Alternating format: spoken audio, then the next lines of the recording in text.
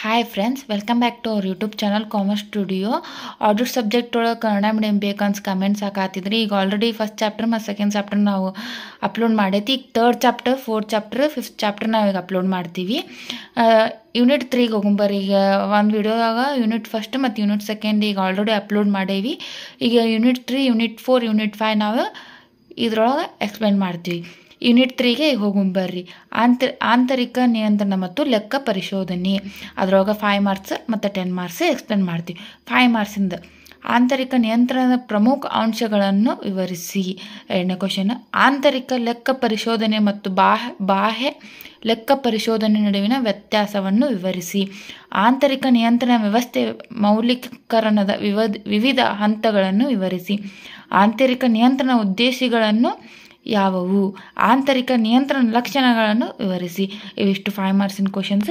10 ಮಾರ್ಕ್ಸಿನ question 10 ಮಾರ್ಕ್ಸಿನ question ಇವೆ. ಇದ್ರೊಳಗೆ 2 question unit 3 ಒಳಗೆ 2 ಕ್ವಶನ್ ಒಳಗೆ 2 ಕ್ವಶನ್. 10 ಮಾರ್ಕ್ಸಿನೊಳಗೆ ಫಸ್ಟ್ ಕ್ವಶನ್, ಆಂತರಿಕ ನೇಮಕಾತಿ ಅನುಕೂಲತೆ ಮತ್ತು ಅನಾನುಕೂಲತೆ ಅಥವಾ ಇತಿಮಿತಿಗಳನ್ನು ಯಾವುವು ಎಂದು ವಿವರಿಸಿ.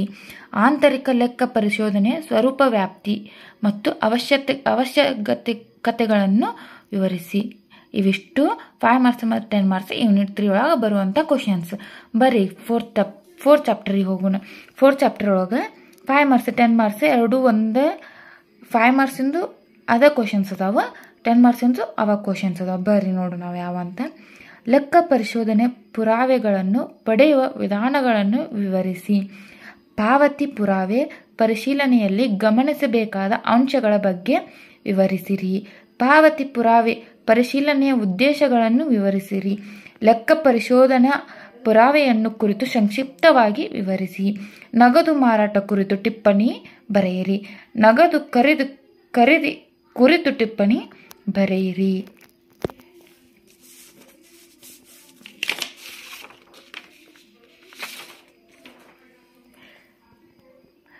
ಹುಂಡಿಗಳ ಸಮುದಾಯ ಕುರಿತು ಟಿಪ್ಪಣಿ ಬರೆಯಿರಿ. ಸಾಲಗಾರರಿಂದ ಪಡೆದ ಹಣದ ಮೇಲೆ ಟಿಪ್ಪಣಿ ಬರೆಯಿರಿ. ಸಾಹುಕಾರರಿಗೆ ಸಂದಾಯ ಮಾಡಿದ ಹಣ ಟಿಪ್ಪಣಿ ಬರೆಯಿರಿ. ಲಾಭಾಂಶ ಸ್ವೀಕಾರ ಕುರಿತು ಟಿಪ್ಪಣಿ ಬರೆಯಿರಿ. ಕೂಲಿ ಬಟವಾಡೆ ಕುರಿತು ಟಿಪ್ಪಣಿ ಬರೆಯಿರಿ. ಇವಿಷ್ಟು 4 ಚಾಪ್ಟರಲ್ಲಿ ಬರ್ತಾವೆ. ಬರ್ರಿ 5th ಚಾಪ್ಟರಿಗೆ ಹೋಗೋಣ. 5th ಚಾಪ್ಟರ್, ಲೆಕ್ಕ ಪರಿಶೋಧನೆ ವರೆದು ಲೆಕ್ಕ ಪರಿಶೋಧನಾ ಸಮಿತಿ ಇರೋ 5 ಮಾರ್ಕ್ಸ್ ಮತ್ತು 10 ಮಾರ್ಕ್ಸಿಗೆ ಹೋಗೋಣ. 5 ಮಾರ್ಕ್ಸಿನ ಫಸ್ಟ್ ಕ್ವಶನ್, ಲೆಕ್ಕ ಪರಿಶೋಧನಾ ವರದಿ ಮೂಲಾಂಶಗಳನ್ನು ವಿವರಿಸಿ. ಲೆಕ್ಕ ಪರಿಶೋಧನಾ ವರದಿಯಲ್ಲಿ ಇರಬೇಕಾದ ಅಂಶಗಳು. ಲೆಕ್ಕ ಪರಿಶೋಧನಾ ವರದಿ ವಿಧಗಳನ್ನು ಅಥವಾ ಪ್ರಕಾರಗಳನ್ನು ವಿವರಿಸಿ. ಲೆಕ್ಕ ಪರಿಶೋಧನಾ ವರದಿ ಲಕ್ಷಣಗಳನ್ನು ವಿವರಿಸಿ. ಲೆಕ್ಕ ಮಾಡೈತಿ. ಈಗ 5th ಚಾಪ್ಟರ್ ಉಳಿದಿರೋದು ಅಂತ ಅದರೊಳಗೆ 5 ಮಾರ್ಕ್ಸ್ ಮತ್ತು 10 ಮಾರ್ಕ್ಸಿಗೆ ಬರುವಂಥ ಕ್ವಶನ್ಸ್ ಈ ವಿಡಿಯೋದಲ್ಲಿ ನಾವೇ ಎಕ್ಸ್ಪ್ಲೇನ್ ಮಾಡ್ತೀವಿ. ಯೂನಿಟ್ 5 ಹೋಗೋಣ ಬರ್ರಿ. ಲೆಕ್ಕ ಪರಿಶೋಧನೆ ವರದಿ ಮತ್ತು ಲೆಕ್ಕ ಪರಿಶೋಧನಾ ಸಮಿತಿ. ಅದರಲ್ಲಿ ಬರುವಂಥ 5 ಮಾರ್ಕ್ಸ್ ಕ್ವಶನ್ಸ್ ಯಾವ್ಯಾವಂದ್ರೆ, ಲೆಕ್ಕ ಪರಿಶೋಧನಾ ವರದಿ ಮೂಲಾಂಶಗಳನ್ನು ವಿವರಿಸಿ. ಲೆಕ್ಕ ಪರಿಶೋಧನಾ ವರದಿಯಲ್ಲಿ ಇರಬೇಕಾದ ಅಂಶಗಳು. ಲೆಕ್ಕ ಪರಿಶೋಧನಾ ವರದಿಯ ವಿಧಗಳನ್ನು ಅಥವಾ ಪ್ರಕಾರಗಳನ್ನು ವಿವರಿಸಿ. ಲೆಕ್ಕ ಪರಿಶೋಧನಾ ವರದಿಯ ಲಕ್ಷಣಗಳನ್ನು ವಿವರಿಸಿ. ಲೆಕ್ಕ ಪರಿಶೋಧನಾ ಅವಶ್ಯಕತೆಗಳನ್ನು ವಿವರಿಸಿ. ಇವು 5th ಚಾಪ್ಟರ್ ಒಳಗೆ ಬರುವಂಥ 5 ಮಾರ್ಕ್ಸಿನ ಕ್ವಶನ್ಸ್. 10 ಮಾರ್ಕ್ಸಿಗೆ ಹೋಗೋಣ. ಈಗ 10 ಮಾರ್ಕ್ಸಿನೊಳಗೆ ಲೆಕ್ಕ ಪರಿಶೋಧನೆ ವರದಿಯ ಸ್ವರೂಪ, ವ್ಯಾಪ್ತಿ ಹಾಗೂ ಮಹತ್ವ ವಿವರಿಸಿ. ಲೆಕ್ಕ ಪರಿಶೋಧನಾ ವರದಿ ಮತ್ತು ಲೆಕ್ಕ ಪರಿಶೋಧನಾ ಪ್ರಮಾಣ ವೃತ್ತದ ನಡುವಿನ ವ್ಯತ್ಯಾಸ ತಿಳಿಸಿ. ಲೆಕ್ಕ ಪರಿಶೋಧನಾ ಸಮಿತಿಯ ಕಾರ್ಯಗಳನ್ನು ವಿವರಿಸಿ. ಲೆಕ್ಕ ಪರಿಶೋಧನಾ ಸಮಿತಿಯ ಉದ್ದೇಶಗಳನ್ನು ವಿವರಿಸಿ. ಇವೇನು ಎಕ್ಸ್ಪ್ಲೇನ್ ಮಾಡಿತ್ತಲ್ಲ ಇದಿಷ್ಟು 5th ಚಾಪ್ಟರ್ ಒಳಗಿನ 5 ಮಾರ್ಕ್ಸ್ ಮತ್ತು 10 ಮಾರ್ಕ್ಸ್. ಈಗ ಆಲ್ರೆಡಿ ಎಷ್ಟು 5 ಚಾಪ್ಟರ್ನು ಕನ್ನಡ ಕ್ವಶನ್ಸ್ ಆಲ್ಮೋಸ್ಟ್ ಎಕ್ಸ್ಪ್ಲೇನ್ ಮಾಡೋಕ್ಕೆ ಟ್ರೈ ಮಾಡೀವಿ.